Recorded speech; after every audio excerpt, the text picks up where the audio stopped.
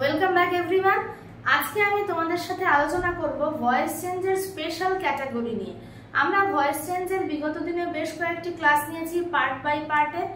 আজকে আমরা special category of voice change নিয়ে আলোচনা করব। তার মধ্যে থাকছে দু ধরনের ভয়েস চেঞ্জ, এক হচ্ছে ইনফিনিটিভ এবং সেকেন্ড হচ্ছে কোয়াসি প্যাসিভ। এই দু ধরনের ক্ষেত্রে কিভাবে অ্যাক্টিভ টু প্যাসিভ করতে হয় সেটাই আমাদের আজকে শেখবার বিষয়। তো দেখো, প্রথম ইনফিনিটিভ যখন আমরা অ্যাক্টিভ ভয়েসে লিখবো না, তখন তার গঠনটা কি রকম হবে? 2 প্লাস V1, তাই তো? সাপোজ একটা সেন্টেন্স আমি লিখছি, I have to buy a pen। Active ভয়েসে লিখলাম যে আমাকে একটি পেন কিনতে হবে। তো দেখো 2 প্লাস V1 অ্যাক্টিভ ভয়েসে তার স্ট্রাকচার। একে আমি যখন প্যাসিভ করব তখন আমি কি করব? প্রথমে আমি যেটা করব সেটা হচ্ছে সাবজেক্ট, ভার্ব এবং অবজেক্ট, এই তিনটে জিনিসকে আমরা আইডেন্টিফাই করে নেব। I subject, have auxiliary verb, to by এই যে অংশটা, এই অংশটার জন্যই ভয়েস চেঞ্জটা স্পেশাল ক্যাটাগরির আন্ডারে পড়ছে। যদি এখানে হতো I have bought a pen, সেটা কিন্তু নরমালি টেন্সের ভয়েস চেঞ্জ হতো। কিন্তু যেহেতু এখানে বলা হচ্ছে I have to buy a pen, এই যে টু বাই এটা হচ্ছে নন ফাইনাইট ভার্বের স্পেশাল ক্যাটাগরি, তার মধ্যে ইনফিনিটিভ, তো সেই ইনফিনিটিভ এটা। সুতরাং ভয়েস চেঞ্জ যখন করব সেটা স্পেশাল ক্যাটাগরির আন্ডারেই পড়বে। তো প্রথমে এইটা, তাহলে এই পেনটা অবজেক্ট বলে দিয়েছি মুখে, তো অবজেক্টকে সামনে নিয়ে আসবো। আ পেন, পেনের সাথে হ্যাজ বা হ্যাভ এর মধ্যে কোনটা বসে? অবশ্যই হ্যাজ। এবার এই যে special type of verb infinitive, এই পোরশনটাকে কিভাবে ভাঙবো? এটাকে 2 কে 2 এর মতো বসিয়ে দেব, তার সাথে একটা বি যুক্ত করে দেব, টু বি, এবং বাই এর V3 bought, by bought, a pen has to be bought by me. তাহলে অ্যাক্টিভে যেটা 2 প্লাস V1, সেটা প্যাসিভে কি 2 plus BEB plus V3, 2 plus BEB plus V3। সেরকমই আরো একটা উদাহরণ দেখব। She has to finish her homework। Same identification দিয়ে প্রথম শুরু হবে। she subject, has auxiliary verb, to finish এই যে পোরশনটা special category of verb infinitive, her homework এটা হচ্ছে অবজেক্ট। তো কি দাঁড়াবে? এটাকে যদি ফলো করি, ফার্স্টে অবজেক্টকে নিয়ে আসবো, হার হোমওয়ার্ক, হোমওয়ার্কের সাথে কি বসবে? অবশ্যই has. Her homework has to be V3 finished has to be finished by her। okay, তো her homework has to be finished by her। আশা করি ইনফিনিটিভের ভয়েস চেঞ্জের অনেকটাই ক্লারিফিকেশন তোমরা পাবে। পরবর্তী যে সেগমেন্ট সেটা হচ্ছে কোয়াসি প্যাসিভ। তো কোয়াসি প্যাসিভ করবার আগে কোয়াসি শব্দটির অর্থ জানতে হবে। What does this word quasi mean? কোয়াসির অর্থ হচ্ছে পার্শিয়াল বা সিউডো, ছদ্ম অথবা আংশিক।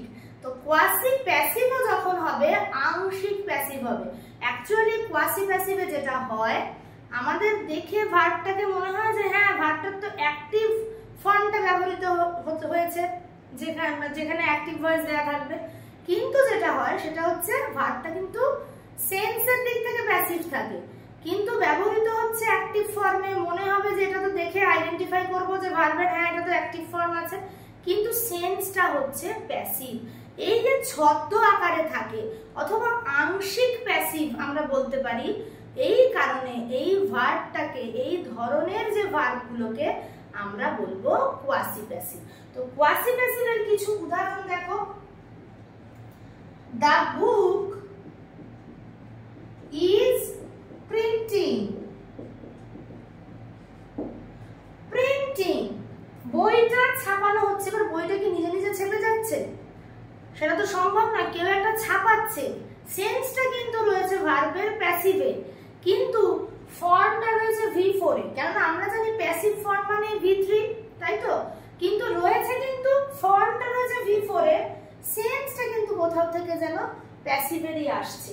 তেমনই আরো একটি সেন্টেন্স হচ্ছে দ্য হাউস ইজ বিল্ডিং। এই সেন্টেন্সটাতেও দেখো বাড়িটা কেউ না কেউ তো তৈরি করছে, তবে তো বাড়িটা তৈরি হচ্ছে, আপনি নিশ্চয়ই তৈরি হচ্ছে না। তো এক্ষেত্রেও বিল্ডিং কিন্তু V4, কিন্তু অ্যাকচুয়ালি সেন্সটা হচ্ছে V3। তো এর যখন আমি প্যাসিভ করব, আমরা বেশি মাথা কামাবো না, হাফ প্যাসিভ করব, হাফ, জাস্ট ভার্ব পোরশনটাকে প্যাসিভ করব। কি রকম? দ্য বুক ইজ প্রিন্টিং, এই যে ভার্ব পোরশন, দ্য বুককে দ্য বুকের মতো রেখে দাও।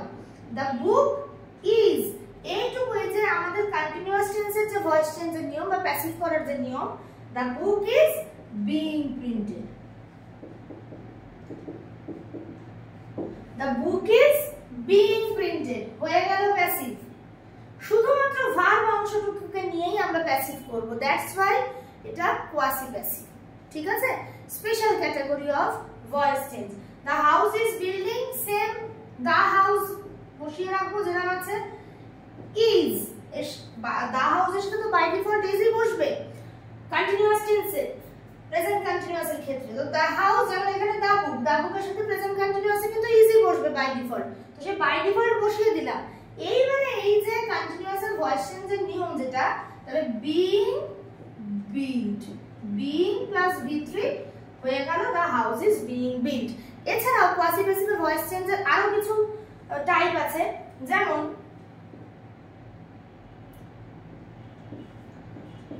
Rose smells sweet, এইটা কারণ টাইপ 1 কোয়াসি প্যাসিভের আন্ডারে, টাইপ 1। এইবারে type 2, Rose smells sweet, pain feels bitter. Okay, Rose smells sweet, pain feels bitter. তো গোলাপের গন্ধ মিষ্টি, তাহলে গোলাপকে তো যখন গন্ধ কেউ নেবে তবেই সেটা মিষ্টি হবে। এক্ষেত্রেও কিন্তু ভার্বটা রয়েছে ডিরেক্ট V1 এ, অর্থাৎ অ্যাক্টিভ ভয়েসে রয়েছে, কিন্তু ভার্বটা কিন্তু ডিনোট করছে প্যাসিভ ভয়েসকে। তো এখানেও যখন আমি ভয়েস চেঞ্জ করব, এই যে ভার্ব অংশটা রেখে দেব আলাদা করে। ঠিক আছে? কোয়াসি প্যাসিভে সবসময় ভার্বেরই প্যাসিভ হয়, আর কিছু নিয়ে ভাববার প্রয়োজন নেই। তো এর যে প্যাসিভ ভয়েসটা হবে, এবার রোজ সুইট তো হয় না, রোজের পাশে আমাকে একটা ভার্ব বসাতে হবে। তো rose is sweet when it is smelled, গোলাপ হয় মিষ্টি যখন এর গন্ধ নেওয়া হয়। গোলাপের গন্ধ মিষ্টি, অর্থাৎ গোলাপ হয় মিষ্টি যখন এর গন্ধ নেওয়া হয়। আমরা কি করলাম, এই যে ভার্ব, এই ভার্বটাকে ভাঙছি। প্রতি ক্ষেত্রে কোয়াসি প্যাসিভে জাস্ট ভার্বের উপর প্যাসিভ চলবে, ভার্বকেই শুধু নিয়ে প্যাসিভ করা হবে, আর কিছু কিন্তু চেঞ্জ হবে না। পেইন ফিলস বিটার, যন্ত্রণা অনুভব করতে তিক্ত লাগে। তো যন্ত্রণা হয় তিক্ত যখন তা অনুভব করা হয়। পেইন ইজ বিটার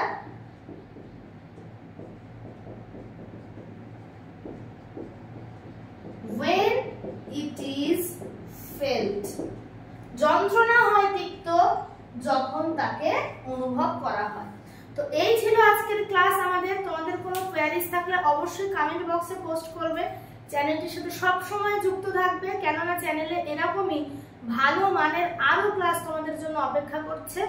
সকলে চ্যানেলটিকে লাইক, শেয়ার এবং সাবস্ক্রাইব করে দেবে এবং বেল আইকনকে অবশ্যই প্রেস করবে, যাতে সমস্ত আপডেট তোমরা পেতে পারো।